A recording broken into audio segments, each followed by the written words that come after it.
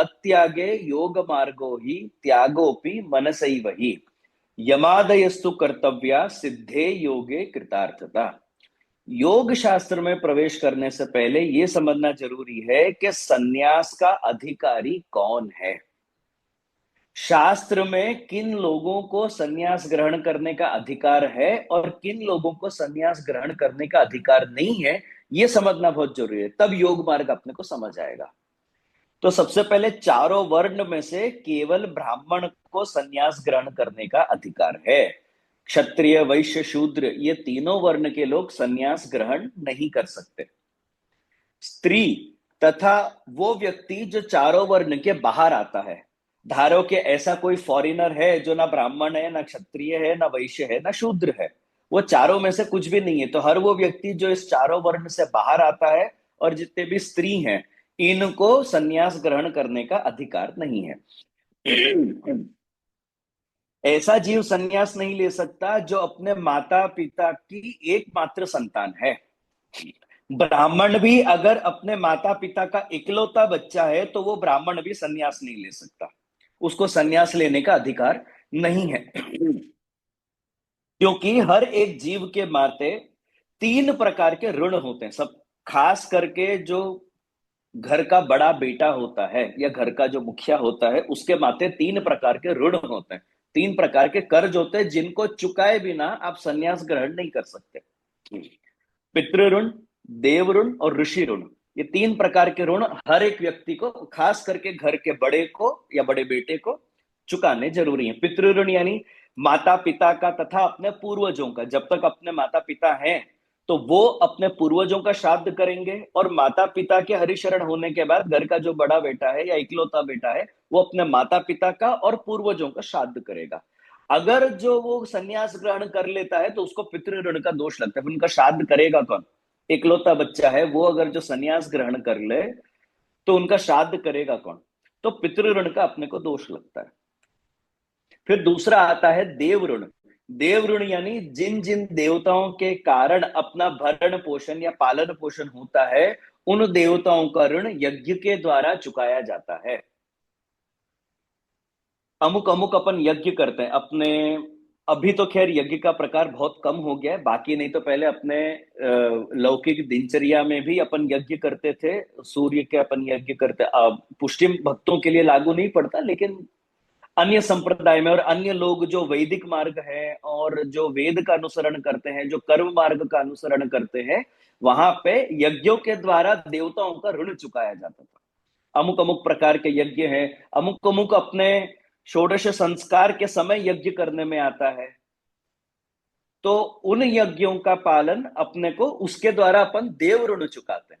उन देवताओं का अपन ऋण चुकाते हैं यज्ञों के द्वारा। अगर जो आप संन्यास ग्रहण कर लोगे तो ये यज्ञ करने का अपने को अधिकार नहीं होगा, तो उन देवताओं का ऋण चुकाएगा कौन? तो देव ऋण का दोष अपने को लगता है। तीसरा है ऋषि ऋण।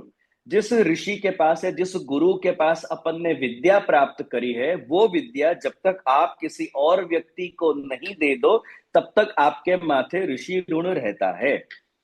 किसी भी प्रकार की विद्या का नाश व्यक्ति के साथ नहीं होना चाहिए। आपके पास अगर कोई विद्या है, आपके पास अगर किसी भी प्रकार की कोई स्किल है, कोई टैलेंट है, कुछ ऐसी कला है, तो आपको वो किसी और को सिखा कर ही जाना चाहिए। अगर जो आप अपने साथ अपने स्किल, अपने टैलेंट, अपनी कला और अपनी विद्या को लेके चले जाओगे, तो उस परंपरा का नाश करने का दोष अपने को लगता है। इसको बोलते हैं ऋषि ऋण। आपने जिनसे सीखा है, जो कुछ भी सीखा है, उनका ऋण आप कैसे चुकाते हो? जब आप वही वस्तु किसी और को सिखाते हो। तो वैष्णव में मैंने खास देखा है, पहले के वैष्णव तो फिर भी माला भरने, अमुक अमुक वैष्णव माला भरने में बहुत होशियार होते हैं, अमुक अमुक वैष्णव जाली पाड़ने में होशियार होते हैं, अमुक अमुक वैष्णव फूल मंडली वगैरह करने में होशियार होते हैं। तो जिनके पास भी जो भी कला है, वो कला आगे किसी ना किसी को तो सिखा के जाओ। अपने जीवन का एक ही उद्देश्य बना के चलो कि ये मेरे को किसी को सिखाना, वो चाहे घर में हो, चाहे बाहर हो, चाहे समाज में, कोई किसी ना किसी को सिखा के जाने का हेतु रखो, इच्छा रखो। नहीं तो अपने माथे ऋषि ऋण लग जाएगा कि आपने सीख तो लिया पर आपने किसी को सिखाया नहीं। उसके बाद यदि कोई ब्राह्मण विवाह नहीं करता है अथवा तो विवाह करने के बाद उसकी कोई संतान नहीं होती है, तो ऐसा ब्राह्मण भी संन्यास ग्रहण करने का अधिकारी नहीं है। यदि किसी ब्राह्मण का कोई शिष्य नहीं है, विद्या फिर से प्रदान करने के लिए उसके पास कोई शिष्य नहीं है, वो अपनी विद्या किसी को अगर नहीं दे पा रहा है, तो ऐसा ब्राह्मण भी संन्यास ग्रहण करने का अधिकारी नहीं है। और लास्ट और सबसे जरूरी, घर वालों की आज्ञा के बिना आप संन्यास ग्रहण नहीं कर सकते। अगर आपके घर का कोई व्यक्ति मना कर दे तो आप संन्यास ग्रहण नहीं कर सकते।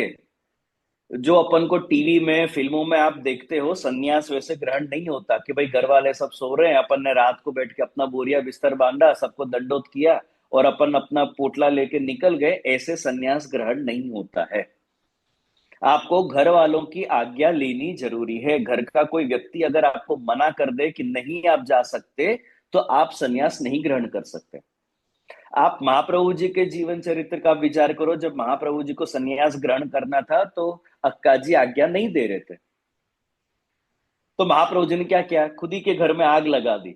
तो फिर अक्का जी क्या, अरे निकलो निकलो घर से, निकलो घर से निकलो। 3 बार जब अक्का जी ने बोल दिया कि घर से निकलो, तो महाप्रभु जी ने हाथ जोड़ के उसको संन्यास की आज्ञा मान के फिर आपने संन्यास ग्रहण किया हनुमान घाट पे, और फिर असुरव्याम वो लीला हुई। तो जब तक घर के लोग अपन को आज्ञा नहीं देते, तब तक अपन संन्यास नहीं ग्रहण कर सकते। तो इन सब कारण से अगर कोई व्यक्ति संन्यास ग्रहण नहीं कर सकता, तो उसको शास्त्र विकल्प के रूप में योग का मार्ग बताता है। अगर आप संन्यास के अधिकारी नहीं हो, संन्यास से आप मोक्ष प्राप्त नहीं कर सकते, तो फिर आप योग मार्ग का अनुसरण करके आप मोक्ष प्राप्त करो। उनके लिए विकल्प के रूप में योग का मार्ग है, क्योंकि योग में संन्यास ग्रहण करने की आवश्यकता नहीं है।